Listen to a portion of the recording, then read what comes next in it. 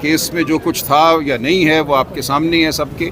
Supreme court بالکل واضح ہے اس حوالے سے. جس قسم کی مذاکرہ خیز کمپلیننٹ کے ملازمین نے، ایک شخص نے جو اپنے آپ کو مفتی کہتا ہے سعید نامی، وہ تمام عدالت کے سامنے ہم نے ڈیٹیل میں پڑھی کہ جھوٹ کا پلندہ ہے. آپس میں ان کی باتیں جو ہیں وہ متضاد ہیں. تو یہ تمام گزارشات عدالت کے سامنے ہیں. اچانک دوسری طرف سے یہ کہا گیا کہ وکیل صاحب راتوں رات ڈنمارک چلے گئے ہیں.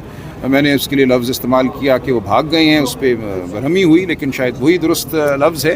تو جس طرح عدالتی نظام کو اور اس مقدمے کو استعمال کیا جا رہا ہے کسی اور مقصد کے لیے، انصاف کے لیے نہیں، کسی اور مقصد کے لیے، وہ آپ کے سامنے بھی ہے، عدالت کے سامنے بھی ہے. تو بہت ہی شرم ہمیں آ رہی تھی جس طرح کی چیزیں ڈسکس ہو رہی تھی.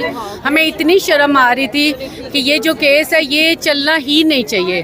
جب اسلام نے کہا ہے، اسلام قرآن پاک کے اندر یہ چیز مینشن ہے کہ عورت اپنی گواہی خود دے گی 3 مہینے کی، اس کے بعد اتنی گندی گندی باتیں اور چیزیں عورت کے متعلق ڈسکس ہو رہی ہیں کہ ہمیں شرم آ رہی تھی. اور ہمیں لگ ہی نہیں رہا تھا کہ ہم اسلامی جمہوریہ پاکستان کے اندر رہتے ہیں.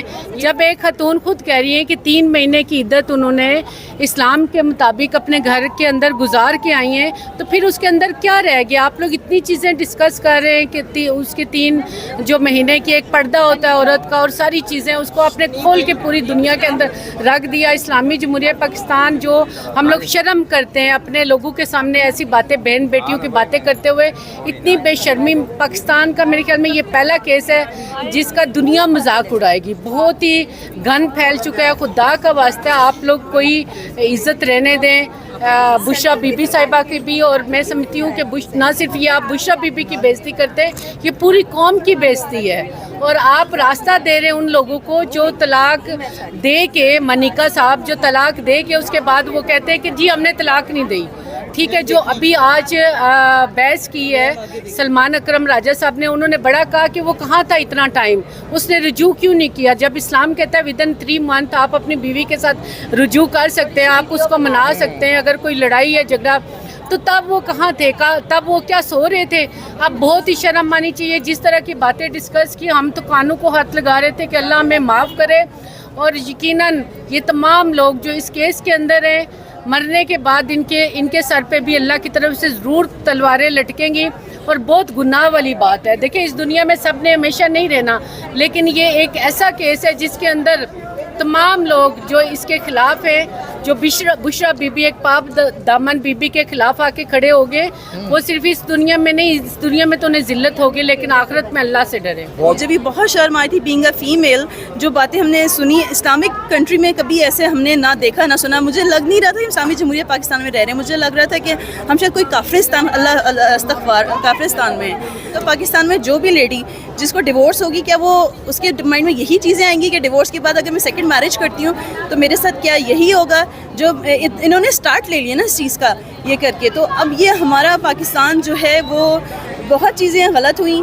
اس میں سے سب سے نمبر 1 چیز یہ ایک عورت کی تذلیل کی گئی جو ہم سب عورتوں کو نامنظور ہے. ہم اس کے سب اگینسٹ ہیں، سب قسم کے. آج یہ خواتین آپ دیکھ رہی ہیں، یہ ایک ایسے کیس کے لیے ہے کہ یہ عدت کیس ہے جو کہ جس میں کوئی اندر کوئی اس کے مواد ہے ہی نہیں ہے. آج سلمان اکرم راجہ نے جس طریقے سے سارے ہماری اپنی جتنی بھی پرانے کیسز ہیں ان کی ریفرنسز بھی دی گئی ہیں.